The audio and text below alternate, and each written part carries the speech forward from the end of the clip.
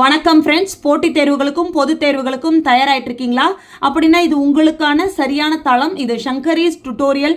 நான் உங்கள் சங்கரி. வாங்க வீடியோக்குள்ளே போகலாம்.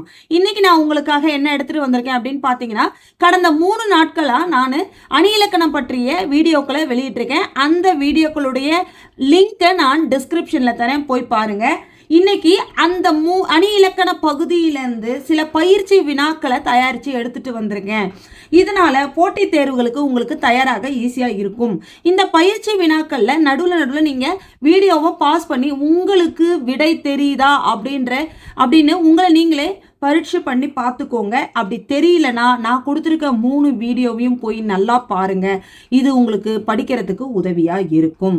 பொதுவாக அணி பற்றின கேள்விகள் எப்படி இருக்கும் அப்படின்னு பார்த்தீங்கன்னா, ஒரு செய்யுளை கொடுத்து அது என்ன அணி அப்படின்ற கேள்வி பெரும்பாலும் இருக்கும். நான் சில மாதிரி வினாக்களை கொண்டு வந்திருக்கேன். நீங்கள் படித்து பாருங்கள். இது உங்களுக்கு டிஆர்பி எக்ஸாமுக்கும் ப்ரிப்பேர் ஆகிறதுக்கு வசதியாக இருக்கும். ஒரு சொல் அல்லது வாக்கியம் இருவேறு பொருளை தருவது. வஞ்ச புகழ்ச்சி அணி, நிரல் நிறை அணி, இரட்டுற மொழிதல் அணி, தற்குறிப்பேற்ற அணி.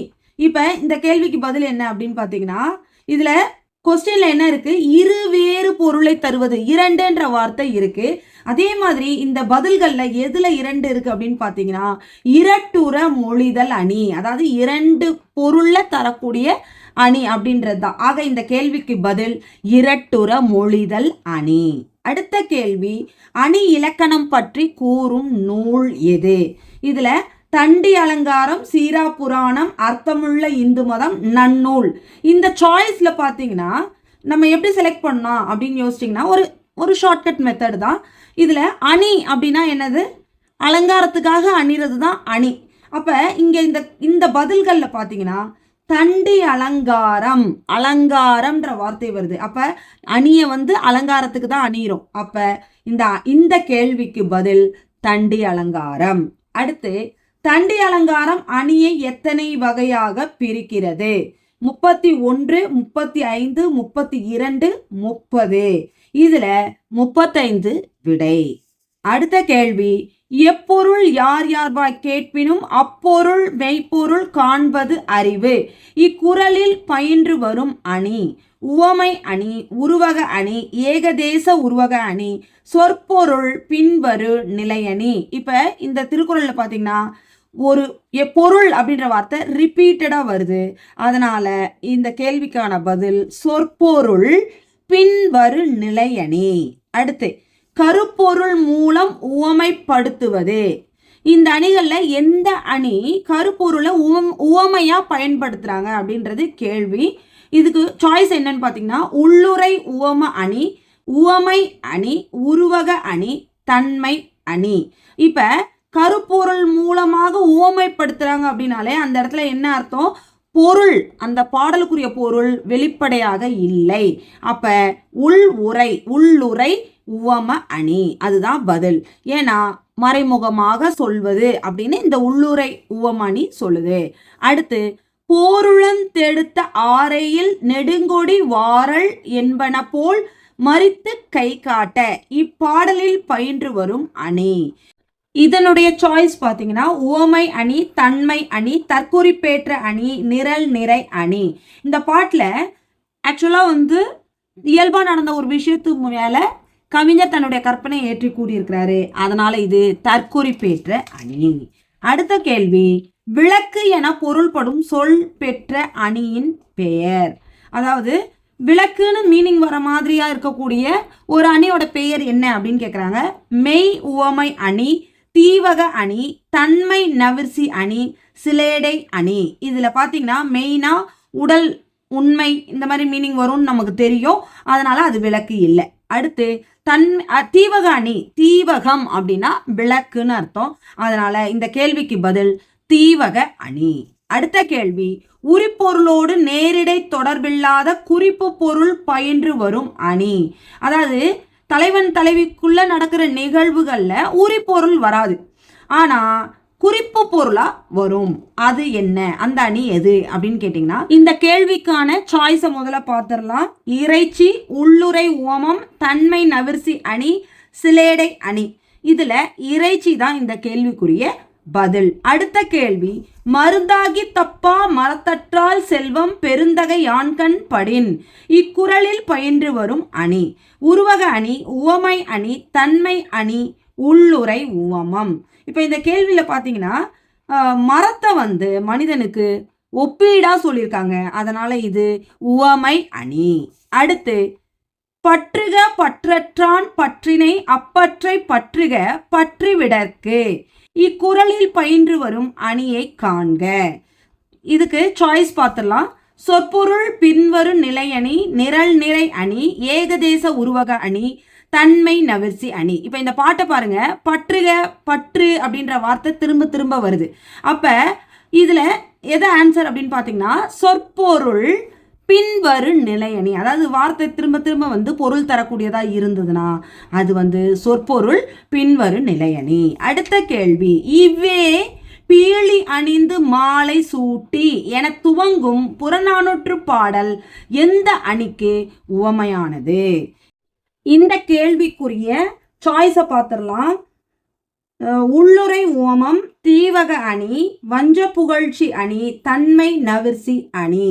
இப்போ இந்த பாடலில் பார்த்தீங்கன்னா இது வஞ்ச புகழ்ச்சி அணி. ஆக்சுவலாக ஔவையார் அதியமானை புகழ்ந்து தொண்டைமானிடம் பாடுகிற பாடல் இது. அடுத்த கேள்வி, செம்மொழி சிலேடை பிரிமொழி சிலேடை என்னும் வகைகளை கொண்ட அணி. அதாவது இந்த இரு வகைகளை கொண்ட அணி எது அப்படின்றது கேள்வி. தற்குறிப்பேற்ற அணி, வஞ்ச புகழ்ச்சி அணி, உவமை அணி, இரட்டுற மொழிதல் அணி. இப்போ இதில் பார்த்தீங்கன்னா 2 வகை இருக்கு. இரட்டுற மொழிதல்ன்றது தான் இதற்குரிய பதில். ஸோ இரட்டுற மொழிதல் அணி. அடுத்த கேள்வி, இந்த அணியின் செறிவார்ந்த வடிவமே உருவக அணி. அதாவது ஒரு குறிப்பிட்ட அணியினுடைய அட்வான்ஸ்டு ஃபார்மேட்டு தான் இந்த உருவக அணி அப்படின்னு சொல்கிறாங்க. அப்போ அந்த அணி எது அப்படின்னு கேட்டால் சாய்ஸ் என்னன்னா உவமை அணி, ஸ்லேடை அணி, பிரிது மொழிதல் அணி, தன்மை அணி. இப்போ இதில் உவமை அணியினுடைய அட்வான்ஸ் தான் உருவக அணி. ஸோ இதனுடைய விடை உவமை அணி.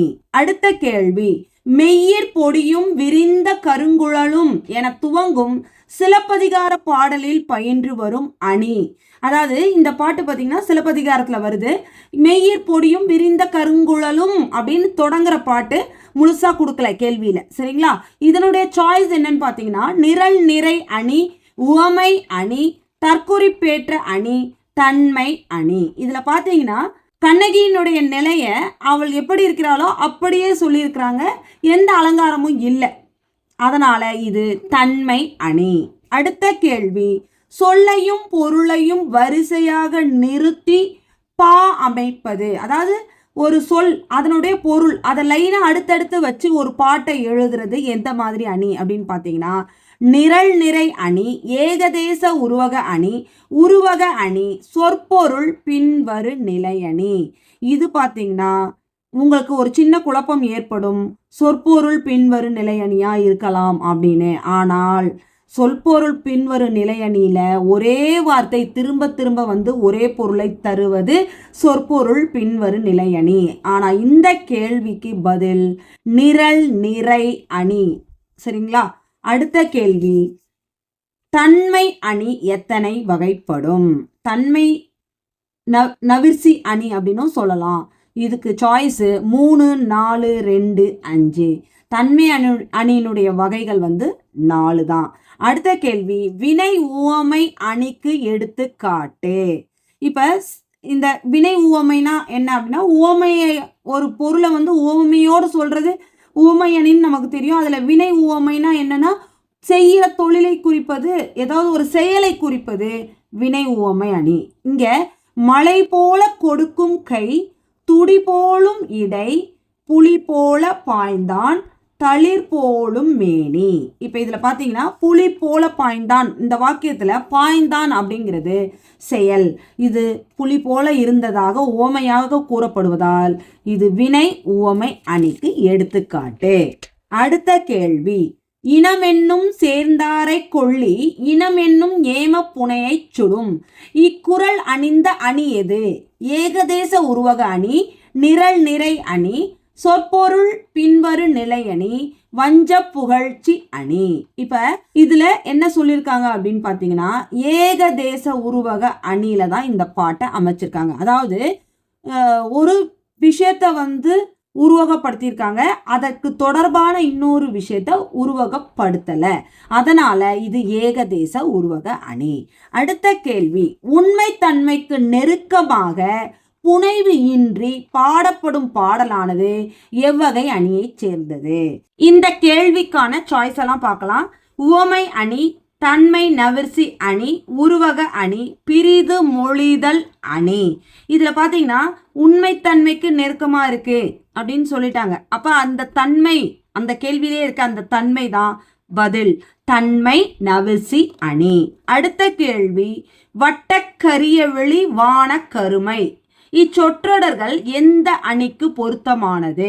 இந்த பாடல் பாத்தீங்கன்னா பாரதியார் எழுதிய கண்ணம்மா என் காதலி அப்படின்ற புத்தகத்துல இருக்கு.